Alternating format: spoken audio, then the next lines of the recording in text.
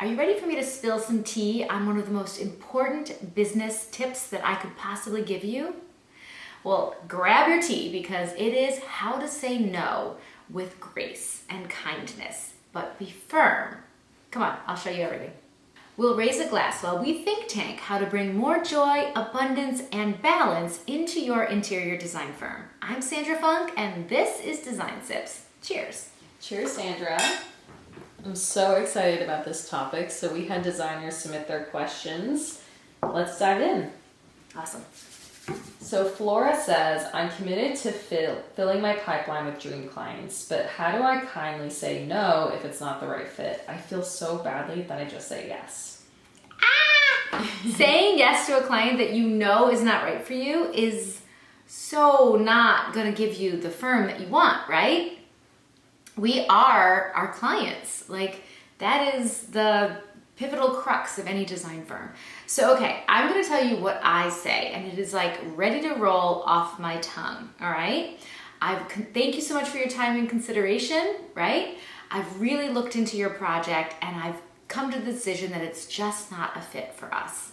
Thank you so much for your time. That's it, guys. There's no because, there's no reason necessary. We don't have to give an excuse.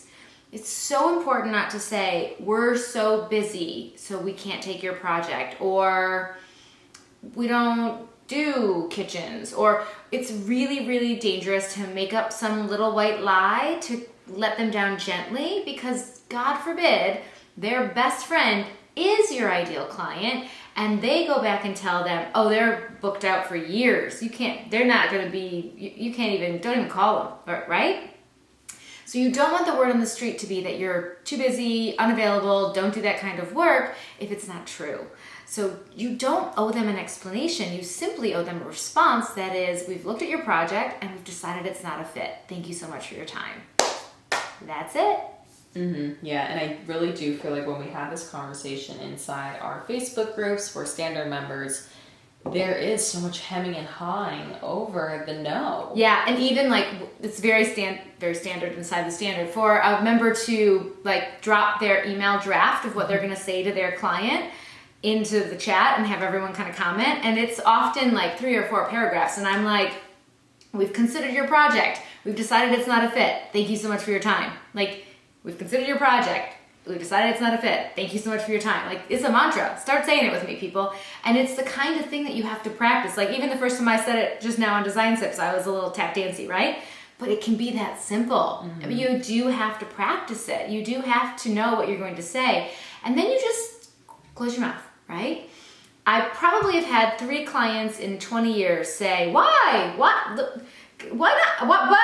What? You know, because they were really pretty excited about the partnership, but that's it. Most of the clients just go, okay, guess they're, okay. They just take it at face value.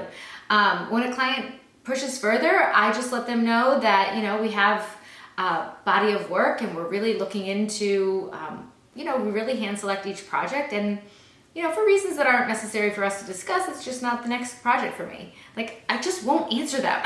I'm not going to give them more information, ammo to come back and say, well, we can wait, or I'll have somebody else do the kitchen. You can just do, you don't want to get into a negotiation around it. You really just want to say, nothing that we need to discuss. There's no issues or anything. We've just decided it's not the next best project for us. Like, it just has to be no, thank you. Very simple, right? Mm-hmm. Yeah, and I feel like so many times we bring in our own, if someone said that to me, I would X, and so then we over-explain or we over-justify. Sure, and if you're trying to write 3 paragraphs but yet not say any little white lies or not give excuses, I don't know what you're blabbing on about, but eventually it turns into little fibs, and again, out of kindness, but it's not necessary. No, definitely not.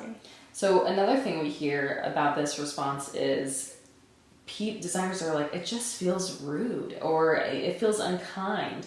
And your response is there any version of no that sounds kind to you? Tell us more about that. Yeah, so I was going back and forth with some designers in the standard, and we were talking about, like, I kept giving them drafts of, like, it's just not a fit. You know, I've decided not to take the project. I've taken it into careful consideration. It's just not the next project we're going to take on. Like, all my little verbiage, right? Please and thank you for your time, like, always wrapping it up in a bow of kindness.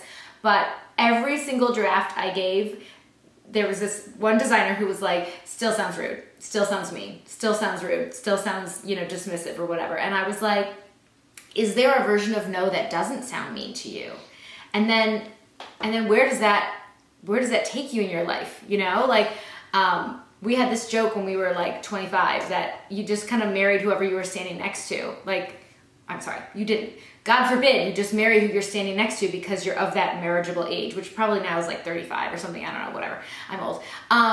But these inability to say no can land you in client relationships that go on for years, in business partnerships, in marriages, right? Like, is there a version of no that does sound kind? Like, you have to be kind to yourself. You have to protect yourself. And being able to say no with kindness and grace is a skill that every business owner is going to need, right? You will get pitched by vendors and trades and marketing companies and web security companies. I mean, the pitches are endless when you have your own business. You have to have a kind no. I had a pitch recently come in, and it's like, it's a maybe. It's a definite maybe. And so I gave like my request for some more information, and I kind of gave myself this little pep talk right when I asked for more information. I was like, and just because you asked for more information does not mean that you can't still come back with a kind no. Mm-hmm. Like, I have to give myself that pep talk, right? I don't feel any hesitation about the kind no out the gate. Offer kind no, offer kind no. But I'm like, offer interaction, I still get to have a kind no, right? I still get to have a few potential client meetings and say, nope, this one still feels sticky. This one still has red flags. This one still doesn't feel clean. That I don't like how, this little detail, this little red flag is going. It's a no for me, right? Like, you have to, even if you have the exchanges, you still have to give yourself permission. You are allowed to have the kind no. Yeah. And is no kind or mean, or is it just neutral? Just like yes. It's neutral. Yes. Everything is neutral. Right. Right? Literally everything is neutral. It's the meaning we give to it that isn't neutral. So yes and no are not, yes is not positive and no is not negative. Because again, a no that serves your higher purpose, a no that speaks to your inner wisdom and your intuition is positive, right? So it's the meaning we give it. So just because it's a no does not mean it's a negative experience at all. Yeah. And I really find that practicing no. So a great example is when your friends ask you to do something and it's just no, don't give an excuse. Right. Don't say I'm with the family or I made plans or just I'm too tired. Yeah. Start practicing it with easy things like that. Yeah. And I feel like it becomes a lot easier. Yeah, the easy no's are first. And again, I'm all about the kind no. Hey, do you want to go to a movie? Oh, that's so sweet. No, thanks. Yeah. That's exactly. it. That's it. Yeah.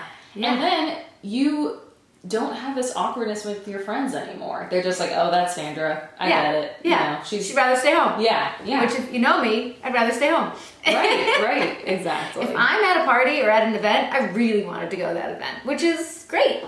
We were actually talking about it last night. Sarah and I were at a little event, and we were talking about it with our host, and she was saying, you really have to protect your energy. You really have to protect your schedule. Like, you can just get waylaid and just be exhausted. And I said, absolutely. And my mantra is, if it's not a hell yes, it's a no. It's very simple. If there's not a visceral, like, oh my God, of course I want to do that, then it's a no. Because there is just so much going on. I've got the kids, I got the dog, I got the husband, I got the business. Like, you don't just go to anything. It has to be a hell yes. And going off that, what happens to your business and your pipeline when you start taking in jobs that aren't a hell yes? Oh, okay. So if you are afraid of the no, afraid of disappointing, afraid of upsetting, right? And you're saying yes to clients that aren't aesthetically where you want to take your firm, size-wise, scope-wise, budget-wise, not where you want to go, or red flags, right? They don't fit in the kind category of humans, or even if they're the kindest of humans, but they want you to do your business their way. They want payments on their terms, they want timelines on their terms, they want buying contacts on their terms, right? They can wrap that all up in a pretty bow too. It's still a massive red flag. So when you take on anything of those criteria that don't align with where you are headed, you aren't headed anywhere, right? You are the wishy-washy jack of all trades designer who doesn't have a brand identity, that doesn't have a place in this world when it comes to what caliber of design do they provide, what aesthetic is that, what, that they have this joy and this spark and this light inside of them. Because let me tell you, big red flags in potential clients become soul-crushing clients. And they will dim your light. And it's something that people can see from a mile away when you are just exhausted and just drained.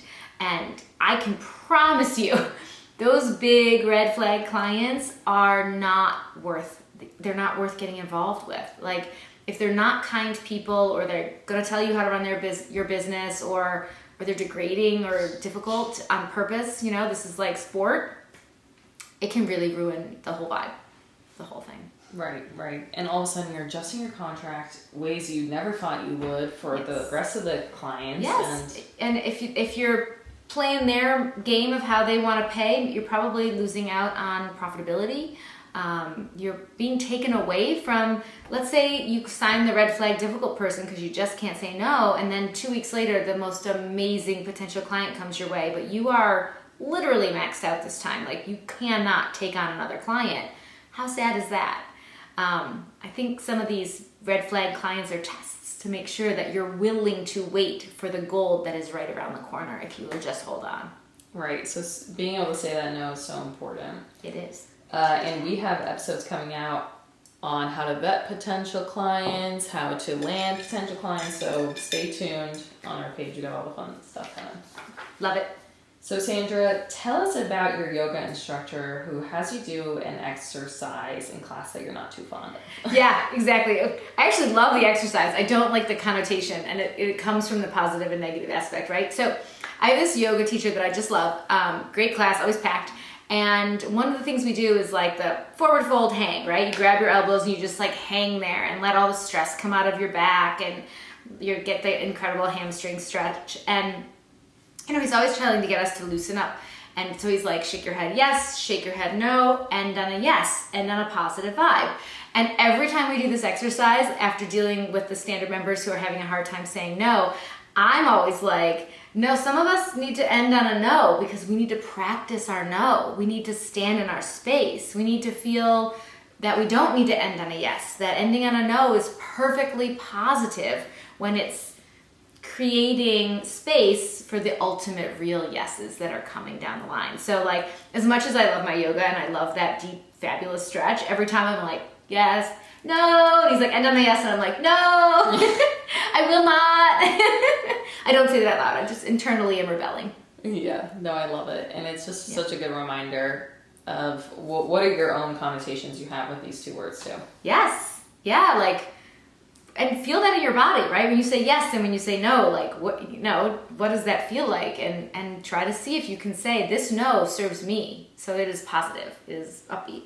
Mm-hmm. Exactly.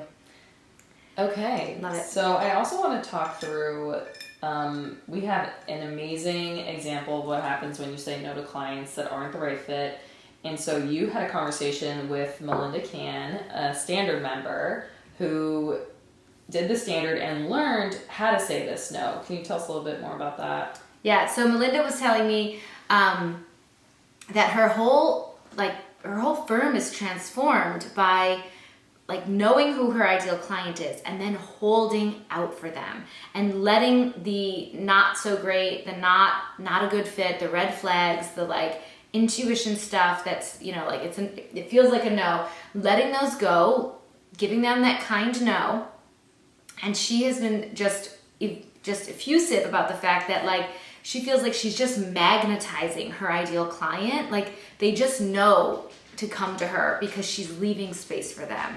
And I know that gets a little woo-woo and it gets a little like power of attraction, right? But it's real. Like if we know what we want and we are putting it out into the universe and we are not taking on, well, I'll just, it's like when you're dating, like, oh, I'll just date this guy until the right guy comes along. Well, you've got taken vibes all over you when you date the wrong guy. So like the right guy is not going to look over in your direction and see available vibes. He's going to see taken vibes. And we don't even know we're giving those off, but it's the same thing energetically in business. Like we want to have available vibes ready for our ideal client when they come. So don't keep yourself busy with this little bullshit that's not right for you. Let it go, let it pass. And really energetically hold out for the big, amazing, aligned projects that are coming your way.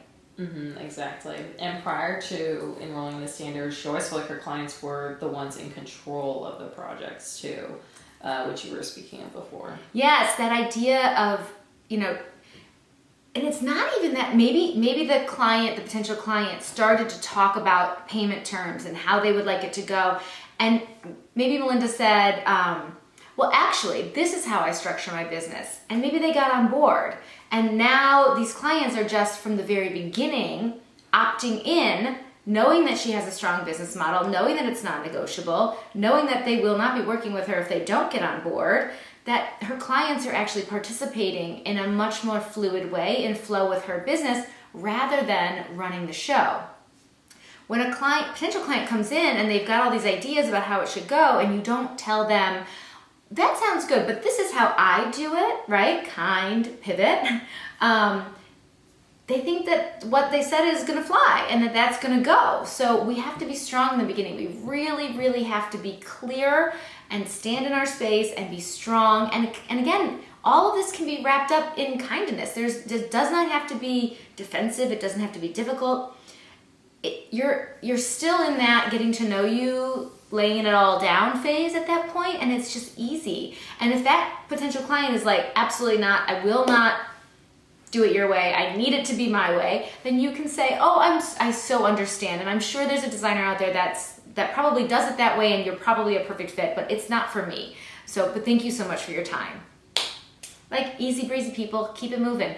Do not change your business model for a demanding potential client. There's no project that's worth that. I'm telling you, a client who cannot respect that you have a business model and stand behind it also won't respect the other things in the relationship. It's just telling. They want it how they want it, when they want it, their way. It's just, they would better align with someone who actually does it the way that they do it already, and they should go and try to find that designer. And good luck to them. Exactly. Yeah. Okay, guys, we want to hear from you. Tell us in the comments, what do you think about the word no? Yeah. Does it give you the like ick, or are you like, I've got a firm no and I'm happy with it? Great. I'd love to know. Okay, so we're gonna link to MeLinda's interview with Sandra, or combo rather, and Sandra, if you want to go like this, so they know. Yeah. Right there. We're gonna link to it. And good. We'll see you next time. Awesome. Thanks, guys. Cheers.